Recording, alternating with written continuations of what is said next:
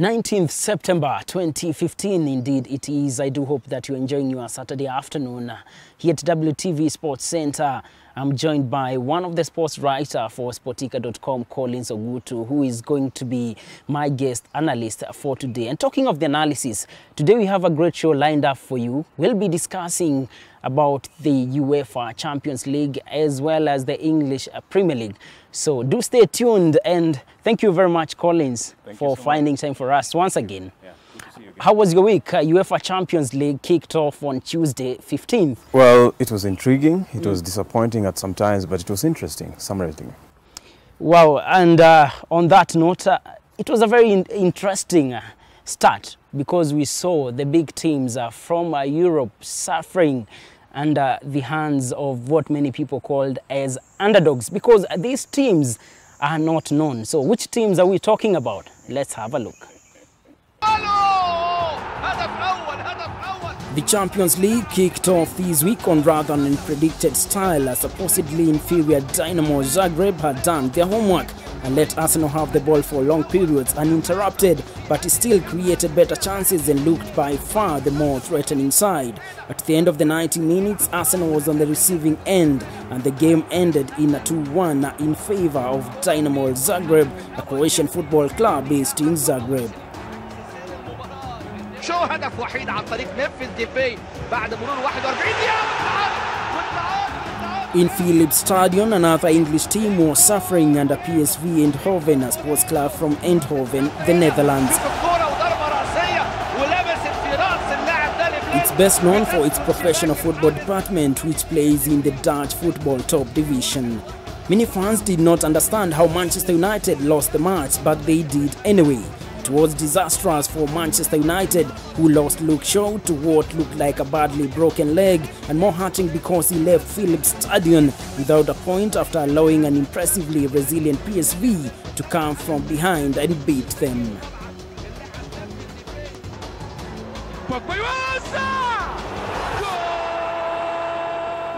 The unstoppable force in the English Premier League also got a beating. Manuel Pellegrini's team seized the lead before the hour in a fortuitous circumstance, and yet again they proved themselves resolutely unable to hold on to it against the champions of Italy, who had come primarily to stall and frustrate the unbeaten Premier League leaders. The goals from Mario Mandzukic and Alvaro Morata sealed the victory for Juventus team, who sit 16th in Serie A. For Jose Mourinho, it was a relief after a dry spell of wins. Chelsea recorded their first win at Stamford Bridge this season after beating Maccabi Tel Aviv 4-0 in the Champions League.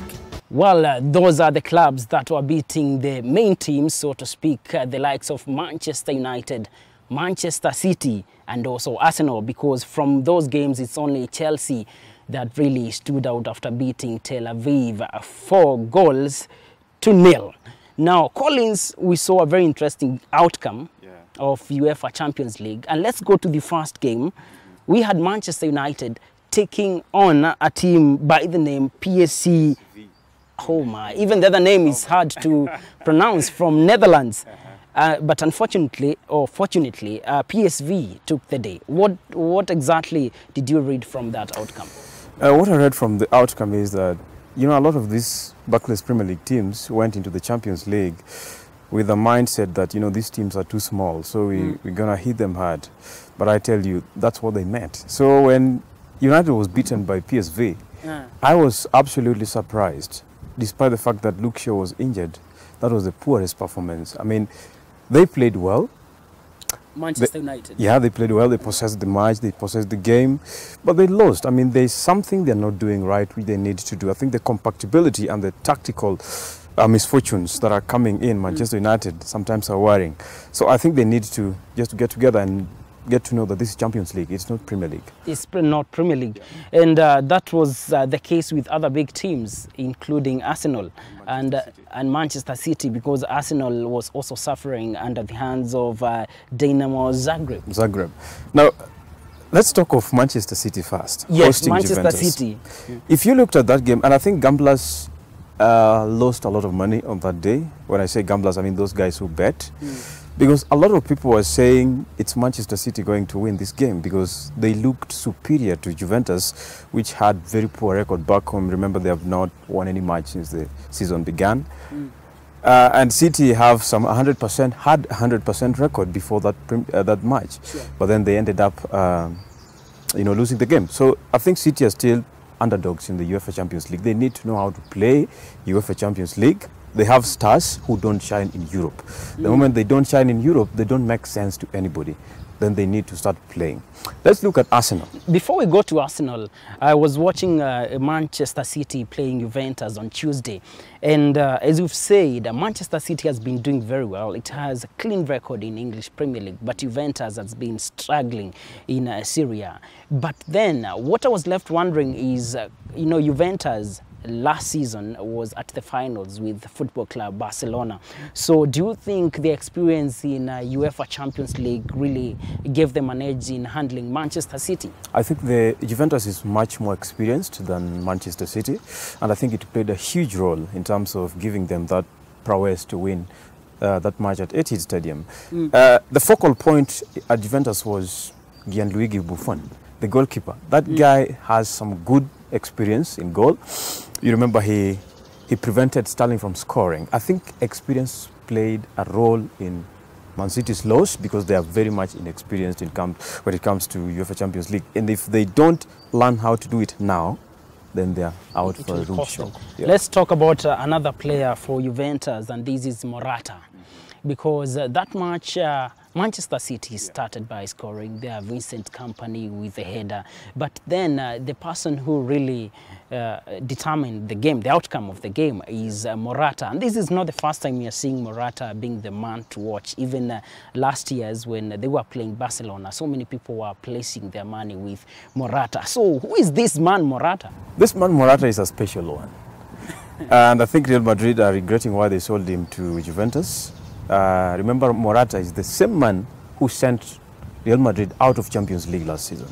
So he's one guy who scores very special goals. He's always calm, he's always compact with his players, and he has some good prowess in terms of holding balls and scoring very clinical goals. If you saw the goal he scored against Manchester City, he's just a good man to watch. He's amazing, and I think he got some good skills. Though for me, I did not see, or I did not take that goal to be, or that score rather, to be so different. It's only that he was a bit opportunistic and swift. So, a special one? It's a special one. The adjectives you've used... But used... he did not do anything special or but he scored the winning goal. It's just the winning goal. That is too special. Remember, he has scored very special goals in the history of Champions League, maybe for the past four meetings of the Champions League. So I think Morata is playing a very special role in Juventus, much more than Paul Pogba and co. So for me, I think Morata is a good guy. Let's now go to the team that you're talking about. This is Arsenal and Dinamo Zagreb. And Dinamo Zagreb really thrashed Arsenal by 2-1. Yeah, that was a shock of the day. And I watched that game, and after that, I thought of a headline to put when writing this story. And I decided to use some very uncouth words. Okay, maybe as a sport analyst, I'm allowed to use those words. And I would say Arsenal was silly last night. Why do you say Arsenal was silly? Because one would look at it like you're an Arsenal hater. I'm not an Arsenal hater. I know you're Manchester City supporter, but you equally got a beating. So let's go to Arsenal. If we don't say these things, Elijah, people will continue sleeping. Who is Dinamo Zagreb? Before that game, did you know it? I mean, it's some small team somewhere. Somewhere in Croatia. Imagine. And then Wenger goes there, takes with him Olivier Giroud. All right? And then the guys, okay, they possessed. As usual, Arsenal possesses balls, good percentage, they play well, they hold the game. At the end of the day, they lost. The first mistake was to play Arteta instead of Coquelin, who is a very good defensive midfielder. The second mistake was to include Giroud, who has no impact. For me, Giroud, okay, he scores many goals, but he has no impact in terms of huge matches that have impacts. So I think that performance was silly. I would say that again. Arsenal needs to do something much more better than what they did. And this is a shock because it now gives them pressure. It puts them under pressure. Because they lost, they need to win the next match. Will they do it? Remember, in the Barclays Premier League, they meet Chelsea. They are under pressure. Something else that I would also like to to hear from you or your own assessment. You've talked of regrets, for instance, the regrets that maybe Real Madrid is having because of Morata. Now let's go to Arsenal. You've talked of Giroud. And shortly, just before the close of the transfer window, there was a lot of talk about Karim Benzema joining Arsenal. And of course, if Benzema joined Arsenal, we'll be looking at maybe sometimes they would be sharing position with the likes of Giroud. So if we were not having Giroud, who you say usually doesn't have impact, and we have Karim Benzema, do you think the scoreboard could have changed? If Benzema comes to Arsenal, Giroud has no space. From where I sit, because we know how Benzema plays, we know the impact Benzema has on the pitch, impact that Giroud doesn't have. Maybe he has some impact when we don't watch. So if Benzema comes, maybe even in the next transfer window, that's January, then Giroud should think twice and maybe go to some small club in the Barclays Premier League or back in France. I think Benzema, if he comes at all, if he comes to the club, which I doubt whether he will, because Arsenal have not defined why they want Benzema. You must define it by what you do that people watch. You know, I'm tempted to ask a very, maybe from a point of, I don't know, kind of a question, because we see these guys leaving La Liga, the likes of Angel Di Maria. They joined Manchester some times back, but their performance was not seen. So I'm left wondering what really happens. Sometimes maybe the change of leagues also has a key role to play, and that's why I'm not convinced that the only thing to do with Arsenal is to bring the likes of Benzema on board. The reason why Angel Di Maria flopped at Manchester United is one, you know, Di Maria played at Real Madrid, a team that had stars everywhere, all right? Everyone was a star. Everyone is a star. But when he came to Manchester United, at the time Manchester United was still struggling to find who fits where, Di Maria had a lot of work to do and a lot of things to prove to the club that, look, I'm fit for this. And when you come to the Premier League with the mindset of La Liga, you are likely to flop because these two what do you call them? These two leagues are totally different. Yeah, some are played with common sense, some are played with thorax. Wow, that has been the week one analysis of the UEFA Champions League, but in about 2 weeks, maybe the table standings, that is the group stages, the points may change because we have big matches coming up. Like we've said, Chelsea will be playing FC Porto and Arsenal will be playing Olympiacos. Manchester United will be playing Wolfsburg on 30th, and Manchester City will be playing the team from Germany, that is Mönchengladbach. Which team will win? That remains to be seen, but at this point we take a short break, but don't go far because we shall be right back after the break with match analysis concerning the English Premier League.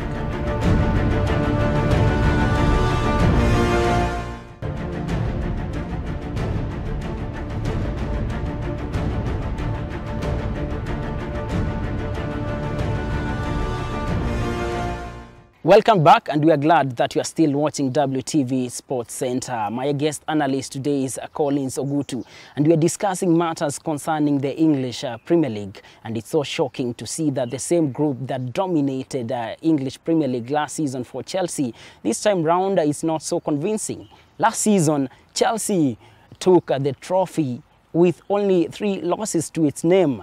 And now the situation is a bit different because they are languishing at the bottom of the table. So this weekend we have the big match, that is Chelsea playing on Arsenal. And just to say, in the course of the week we had the UEFA Champions League, and Chelsea is the only team from England that won after beating Tel Aviv 4 goals. So Collins, Chelsea at least got a break in the course of the week after beating Tel Aviv. They got a break, and that shows you that Jose Mourinho is a special one. I normally refer to Jose Mourinho as a special one in a different angle from what people say. Mourinho is a special one because he doesn't go with the multitude. When he suffers alone. And when he triumphs alone. And that's what he showed us over the week when he won against Tel Aviv Maccabi, 4 goals to nil. So I think Chelsea is the only English club that won. That is also a very bad image to the English teams because it shows therefore that they don't know anything to do. They have nothing to do with Champions League. I think it gives Mourinho the pride that, look guys, I'm coming now. And that was a turning point, and I'm sure he's back on track. That was the UEFA Champions League played in the course of the week. But now this is England when we talk of English Premier League. Let's have a look at the latest from the English Premier League. English Premier League talk this weekend is all about the Blues and the Gunners. The latest from Stamford Bridge is that injured Chelsea pair Willian and Pedro will miss the Saturday lunchtime visit of Arsenal. There is also a feeling that Oscar may not be risked after making his comeback from a knee problem in midweek, while Radamel Falcao could be fit to return. Peter Cech is expected to come into the Arsenal side on his return to Stamford Bridge, having been rested for Wednesday's defeat in Zagreb. Chelsea vs Arsenal is expected to be an intriguing encounter due to the fact that Arsenal have made a better start to the season than Chelsea, but so far they have only been average. In the last encounter, Mourinho saw Blues in the Community Shield thanks to Arsenal, but some match pundits have argued that does not mask the fact that Arsene Wenger has a really poor record against Mourinho, who has never beaten in a competitive match. Well, that's the latest from the English Premier League, and let's look at what to expect this weekend. The early kickoff this Saturday is Chelsea playing Arsenal at exactly 2:45 p.m. We were talking basically about the performance of Chelsea in UEFA Champions League, and this time round they are playing Arsenal, but in English Premier League. At least Chelsea got a break from the beating. They got a break, and I think what is on their mind right now is that, guys, we flopped, but you cannot afford to flop anymore. There's no room for complacency, and I think Arsenal, anyone supporting Arsenal, okay, any Arsenal fan that expects to come out with a surprise from Stamford Bridge or wherever, I think is kind of dreaming. Because listen, Elijah, Chelsea is going to win this match. Why? Why are you saying that Arsenal will win? I'm saying that because, one, when last did Arsenal beat Chelsea in the Barclays Premier League? When do you remember? It's a long time. The only time I remember Arsenal beating Chelsea was the other time when they beat them in the Community Shield. So I think that kind of history in itself is enough to define what's the magnitude of the match we expect. Number two, I think Chelsea are also up to the game. Remember, they're number 18 or 17, somewhere down the table. That is not their place. Now, this is the same core group of Chelsea is what dominated last season. We've not seen major changes, but this season has been really hard for them. So what do you think is not working for Mourinho? What is not working for Mourinho is that his pride is killing his ego. I'm sorry to say that, but that is a fact. Mourinho is one guy who will lose a match and tell you, I did not lose, I won. It's only that you didn't see me scoring. But then his players, there has been friction. Mourinho doesn't want to admit, but there has been friction in the dressing room. But it is like they're solving it slowly and steadily, and it's like they're waking up and saying, guys, we need to play. Remember, issues have been left, right, and center. The Iva Kainairo thing, John Terry does this, Ivanovic doesn't play. People have been like, they've lost. And remember, in Barclays Premier League, the moment players, other teams have realized that Elijah is beatable, even Newcastle will come and beat you because they know they're coming for 3 points. That's what happened to Manchester United when Moyes came in. People were like, okay, we can beat Manchester United. Anybody can do that. The pace has been set. Only Arsenal failed to beat Manchester United back then, but that's a story for another day. Now, we are talking about the big match this weekend. Yeah. That is Chelsea playing Arsenal. Chelsea has been struggling, and now it's at the bottom of the table at number 17 with 4 points. Manchester City leading with 15 points. Tell us what you think concerning the outcome of that match. Our Twitter handle is at WTVKE. Use the hashtag SportsCenter so that we can be in a position to trace your conversation. Or else you can also use the number on your screen. That is the SMS line 20058, and I will be glad to hear your feedback. Now let's go on to another match that is scheduled at 7:30 p.m. Saturday. This is Manchester City versus West Ham. West Ham may not be a big team like Manchester City, but now Manchester City at 15 points at the top of the table, we cannot just say this is a walk in the park for them. It's not a walk in the park. West Ham has been frustrating Manchester City for a long time, and we might be expecting surprises over the weekend. But what I might say is that City at the moment they're a team that knows how to play Barclays Premier League. That's the only thing they know how to play. So I think they give their life to that league. And I think West Ham coming to Manchester City is going to be a tough match, very tough. Remember, issues of Sergio Aguero, we don't know whether he's fit enough to play. Vincent Kompany also got some calf injury, we don't know the extent yet. West Ham have signed very good players that are coming in. So we expect a tough match, but at the end of the day, I predict a very boring game and a very boring and unconvincing City win. Well, and talking of Manchester City, who are the key players that we expect to see shine, especially talking of this match at 7:30 p.m.? City at the moment has a team of players, a lot of stars who to me sometimes they don't shine. But the key players at Manchester City right now that we need to look at or to focus on are David Silva. We need to look at Yaya Toure. We need to look at Fernandinho, who is doing very good work and no one is talking about him. And then we need to look at the defense. We have some guy called Alexander Kolarov, who has replaced Clichy like never before. And then we also have Bakary Sagna, who is playing much more better than he used to play somewhere in London. And also we also need to focus on the striking. I think they are having a problem in striking because if Aguero is injured, Wilfred Bony is not up to the task. He's still not fit enough to be a Manchester City player, if you ask me. But Kevin De Bruyne is also there. So we need to watch these players. Oh, wow. Yeah. Amazing analysis there from Collins Ogutu, and you can always find him online. That is Touchline, is a sports blog that you can always give your comments, and also for sportica.com. Now, before we come to the end of the show by discussing the Manchester United match versus Southampton, your prediction concerning Chelsea versus Arsenal, and just be specific. Last time you got it right. I'd really like to meet you next weekend and ask you concerning your prediction of Arsenal versus Chelsea. My prediction, Arsenal versus Chelsea, 3-1 in favor of Chelsea.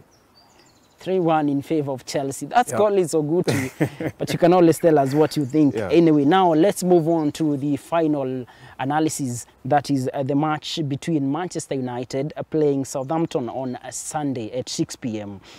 Southampton is a team that is very close to Kenyans. Every time they are playing, people are trying to trace where Wanyama is in the midfield. Manchester United has 10 points, and maybe the agenda here for Louis van Gaal is to try and close that gap. They must play like they played against Liverpool, and then they win. They win this match. I think Manchester United playing Southampton at this moment after Champions League could be a little tricky. Remember, United have lost their left back, that is Luke Shaw, to an injury. We might not be able to predict what we expect, but we expect people like Juan Mata, we expect Rooney to shine, we expect a lot of players to come in and do their part in terms of delivery. I think United are going to win this match, if you ask me. I think it comes at a time when they are trying to balance things, and of course they lost the Champions League match, and Van Gaal is likely to try and convince fans that we are up to the task. I see a United win. And we've been talking about the English Premier League, and you can always find us on Twitter at WTVK using the hashtag SportsCenter. But before we call it a wrap, the match between Chelsea and Arsenal this weekend, this is 2:45 p.m. Saturday, has got a lot of people talking, and even some coming up with funny clips concerning what Jose Mourinho, this is the coach for Chelsea, and Arsene Wenger might have to say in a chat. Let's have a look at this funny clip. He's amazing, you know, that big, honest guy. He's the only one.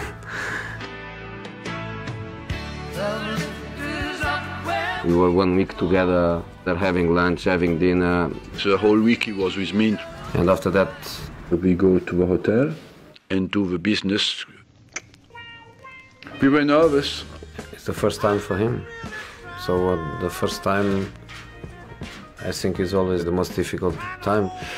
We're a bit slow to start. We're a bit too timid. People are scared to go down sometimes. We feel ashamed, but maybe we shouldn't. At some stage I thought, we are all human beings. Let's see how it goes. That in that moment is just a comfort. We had to get our flow going, but when they wanted to push it in, you see, it was more difficult. The only thing we can say, it's very tight. it can become a little bit easier, but it never was completely in place. And you feel that, so we decided to do it on top for that period. It's a position where you need to know your partners and where you need to communicate as well. We have made love many times.